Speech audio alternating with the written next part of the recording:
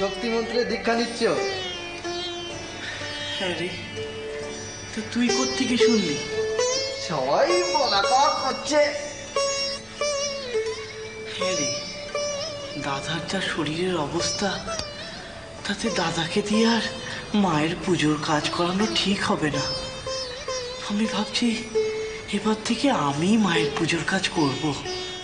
মা তোমাকে কেমন টেনে টেনে আনছেন, এবার তোমাকে দিয়ে পুজোও করিয়ে ছাড়বেন।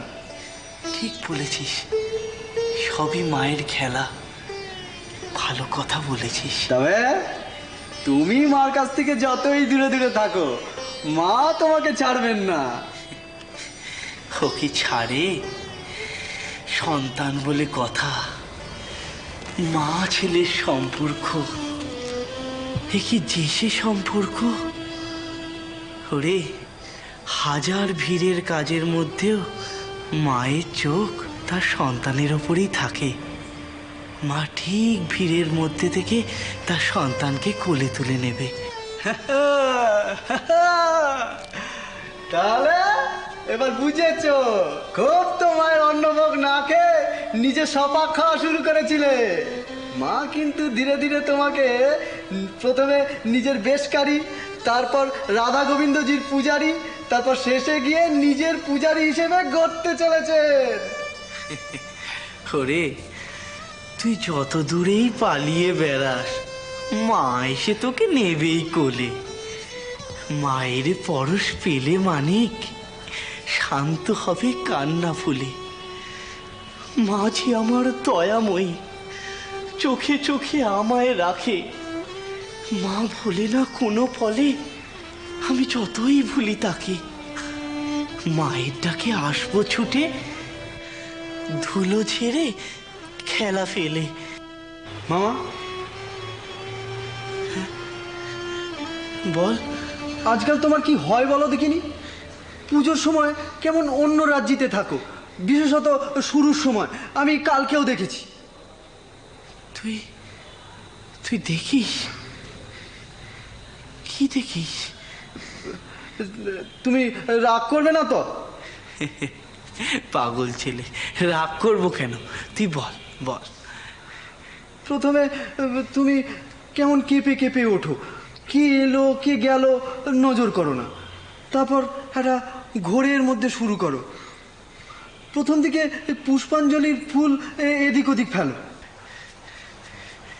তাই হয় না রে? কেন, তুমি বোঝো না? বুঝি, কিন্তু কিছু করার থাকে না। সে আবার কি কথা? হ্যাঁ রে, পুজোর আসনে গিয়ে বসতে না বসতেই মনে হয় আমি আর আমি নেই। অঙ্গন্যাস করুন্যাস থেকেই শুরু হয়ে যায়। সারা গা হাতের আঁচলা, চারদিকে আলো আর আলো। তারপর তারপর বন্যি প্রাকারও সেই একই দশা। জল ছেটাচ্ছি, চারদিকে আগুনের প্রাকার তৈরি হচ্ছে। দেখো, তুমি এগুলো দেখতে পাও? হ্যাঁ রে, দেখতে পাই। আমি কি এগুলো বানিয়ে বানিয়ে বলি? কুণ্ডলিনীর ধ্যান করতে থাকি, তখন দেখি কুণ্ডলিনীর শক্তি আমার শির দ্বারাবে সাপের মতো মাথায় উঠছে। বলো কি মামা? হ্যাঁ রে, মূলাধার থেকে শুরু করে ধীরে ধীরে গোটা অঙ্গটাই স্বাধীন হয়ে যাচ্ছে।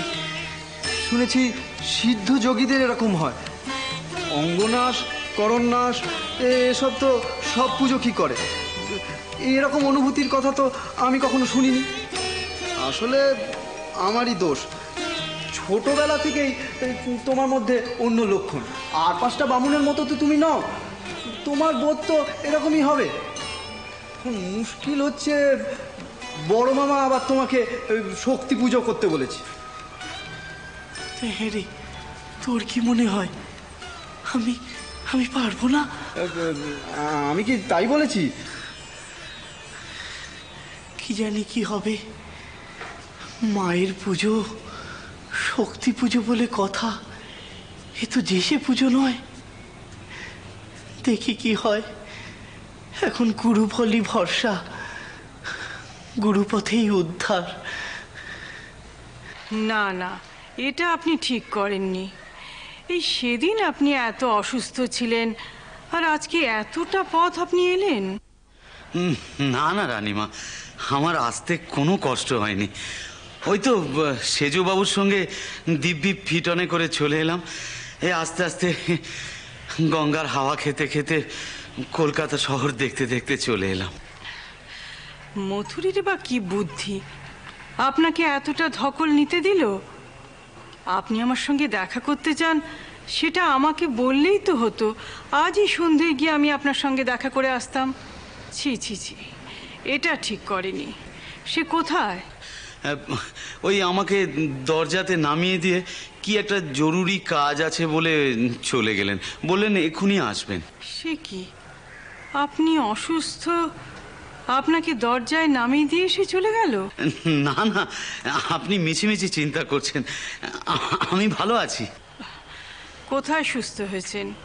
এই তো কথা বলতে বলতেই দেখছি আপনার হাঁপ ধরছে। না না রানীমা, ও ঠিক হয়ে যাবে।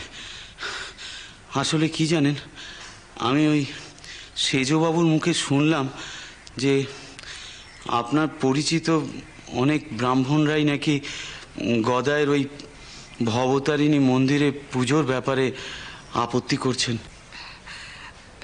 সত্যি, মথুর যে কি করে না, এই কথাটা সে আপনাকে বলতে গেল কেন?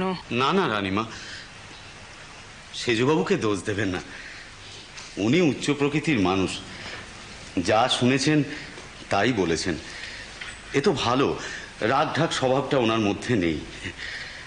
আর তাছাড়া আমি শুনলাম যে মায়ের ঘর থেকে বিষ্ণুর ঘরে আসা এটাও নাকি অনেকেরই পছন্দ না। কারণ আমি শক্তি সেবক, বৈষ্ণব তো নই। রানীমা, সেজবাবু কথাটা বলে আমাকে দোষের কিছু করেননি। আমার তো মনে হয় যে উনি আপনাকে মানসিক উদ্বেগ থেকে কিঞ্চিত বেশি মুক্ত করেছেন। কারণ হয়তো আপনি দ্বিধা বা সংকোচে কথাগুলো আমাকে বলতেনই না। মথুর, হ্যাঁ মা, ভট্টাচ মশাই ঠিক কথাই বলেছেন। আর সেই কারণেই আমি ওকে নিয়ে এসেছি। তারপর গিয়েছিলাম পণ্ডিত সমাজে, দুজন শাস্ত্রজ্ঞ তার্কিককে নিয়ে এসেছি। কারণ যাবতীয় সন্দেহের আজকেই নিরসন হওয়া দরকার। আপনি তো জানেন মা যে আমার যেমন ভাবনা তেমনি কাজ।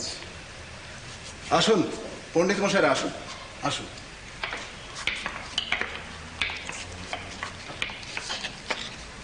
আসুন ভট্টাচ মশাই, এরাই মায়ের মনে সংশয় উত্থাপন করেছিলেন।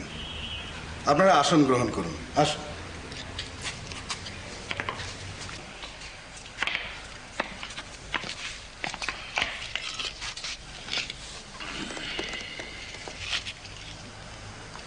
হ্যাঁ, আমরা তৈরি হয়েই এসেছি। তর্ক তুলুন। দেখুন, আমি এখানে তর্ক করতে আসিনি। আমি এখানে এসেছি রানীমার সঙ্গে কয়েকটি কথা বলতে। কথা হয়ে গেলেই আমি এখান থেকে চলে যাব।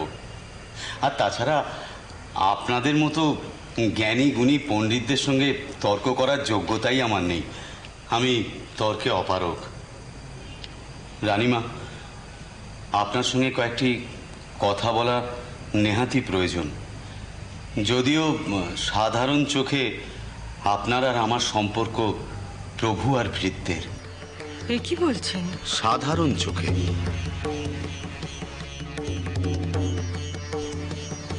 আমি কিন্তু আমার চোখে একথা বলিনি রানীমা। আমি কিন্তু আপনাকে জানবাজারের বিত্তশালিনী জমিদার ভার্যা বলে দেখি না। আমি আপনাকে দেখি এক পুণ্যবতী মহীয়সী নারী জ্ঞানে। এভাবে আমাকে লজ্জা দেবেন না। রানীমা, শাস্ত্রে কুললক্ষণ বলে যা চিহ্নিত আছে তা 9টি। আচার, বিনয়, বিদ্যা, প্রতিষ্ঠা, তীর্থ দর্শন, শ্রদ্ধা, ভক্তি, তপস্যা ও দান। এই 9টি কুললক্ষণ উদযাপনের দ্বারা কুল বা বংশ পবিত্র হয়। আপনার জীবনে নবধায়ী কুললক্ষণ সার্থকতা লাভ করেছে। এইসব ভনিতা শুনে আমাদের কি লাভ? হ্যাঁ, আমরা এসেছি তর্ক করতে। তাহলে লাগান না তর্ক, একটা জুৎসই সূত্র ধরে লাগান। রানীমা, আপনি জন্মসূত্রে এক নিষ্ঠাবান বৈষ্ণব পরিবারের কন্যা, বিবাহ সূত্রে আপনি এক অভিজাত অথচ উদার মনস্ক মানুষের স্ত্রী। ধর্মবোধে আপনি শাক্ত বা বৈষ্ণব কোনোটাই নন, এক অসাম্প্রদায়িক ভগবত প্রেমী। কথাটা কি সোনার পাথর বাটি গোছের শোনালো না বিষ্ণু শাস্ত্রী মশাই? অবশ্যই। তাহলে আর শাক্ত আর বৈষ্ণবের মধ্যে ভিন্ন মত কেন? আপনাদের মতো প্রবল পণ্ডিত নন, বোঝাই যাচ্ছে। না, আমারই ভুল হয়েছে। না, আপনি কেন এরকম করেন ভট্টাচার্য ঠাকুর? রানীমার সন্দেহ বা দ্বিধা খণ্ডন করা কি আপনার দায় নয়? আপনি মাঝে মাঝে আমাকে বড় সংকটে ফেলেন সেজবাবু। নাইলে আমরা সংকট থেকে উদ্ধার পাই কি করে? প্রত্যেক সংকটের তো একটা আলাদা চাওয়া আছে, তার তো কাউকে না কাউকে দরকার। মথুরের এ কথাটা কিন্তু ভুল নয় ভট্টাচার্য ঠাকুর। বেশ, পণ্ডিত মশাইরা, শাক্ত আর বৈষ্ণবের ভিন্ন মতটা কোথায়? ভিন্ন মত নয়, আদপেই নয়, তবে কি? ভিন্ন পথ। রানীমা সব পথ ধরেই চলতে জানেন, কোথায় যাবেন তাও তিনি জানেন। তার পথ হারাবার ভয় নেই, তাই তিনি তার চেনা পথ ধরেই ওই মন্দির প্রতিষ্ঠা করেছেন, যাতে সবাই সেখানে যেতে পারে। আপনারা মন্দিরে গিয়ে দেখেননি? রাধা গোবিন্দজি আর ভোলা মহেশ্বরের মাঝখানে কালিকামা প্রতিষ্ঠিতা। সে কথা যদি বলেন তাহলে তো বলতে হয় যে রানীমা সেইভাবেই মন্দিরটা তৈরি করিয়েছেন। যথার্থই বলেছেন। আমার সব কিছু কিন্তু রানীমাকেই আবর্ত করে।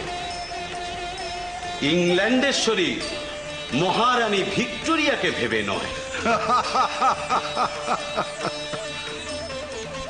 কিন্তু রানীমা মূলত বৈষ্ণব। সঠিক।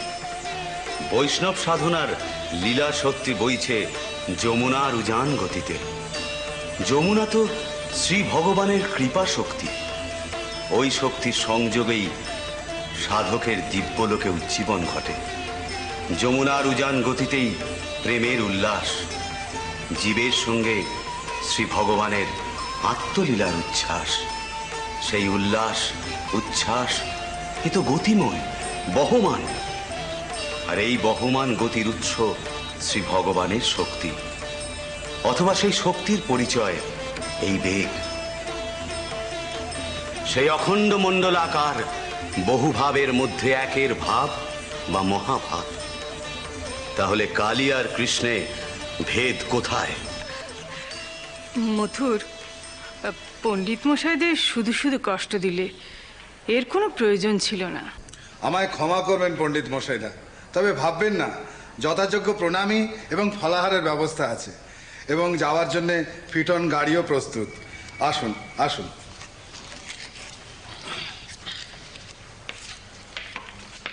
আসুন আসুন।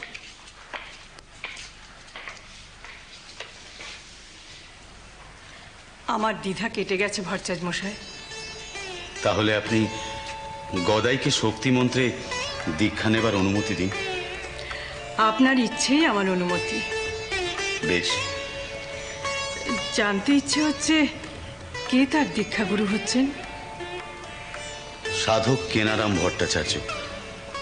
বৈঠকখানার? আঁকে। তিনি আমার অত্যন্ত পরিচিত এবং অত্যন্ত শ্রদ্ধার্জন। ब्रह्मा गुरु विष्णु गुरुदेव महेश्वर गुरुदेव परमं ब्रह्म तस्मै श्री गुरवे नमः। गुरु ब्रह्मा गुरु विष्णु गुरुदेव महेश्वर गुरुरेव পরম ব্রহ্ম তস্मै শ্রী গুরবে নমঃ। গদাই, ভালো করে মনে নেই, গুরুই ব্রহ্মা, গুরুই বিষ্ণু, গুরুই দেব মহেশ্বর, গুরুই পরম ব্রহ্ম, সেই শ্রী গুরুকে প্রণাম।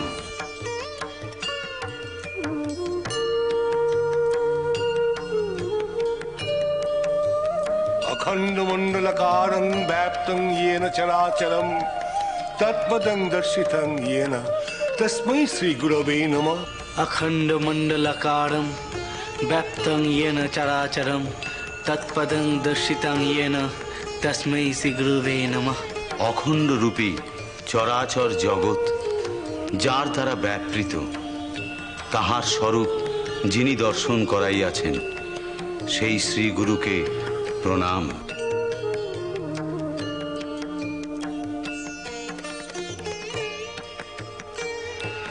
अज्ञानतिमिरान्धस्य ज्ञानाञ्जनशलाकया चक्षुरुन्मीलितं येन तस्मै श्रीगुरवे नमः। अज्ञानतिमिरान्धस्य ज्ञानाञ्जनशलाकया चक्षुरुन्मीलितं येन तस्मै श्रीगुरुवे नमः। অজ্ঞান তিমিরান্ধ ব্যক্তির চক্ষু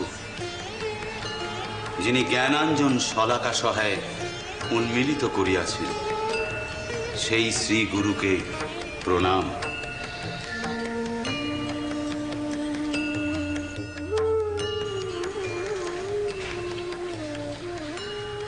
এবার চোখ বন্ধ করে সমস্ত পার্থিব ও অপার্থিব জগৎকে এক মহাশক্তির প্রকাশ হিসেবে চিন্তা করো।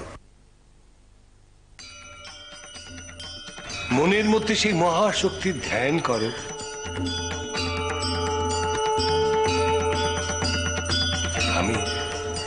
আমি তোমার কানে বীজ মন্ত্র দেব।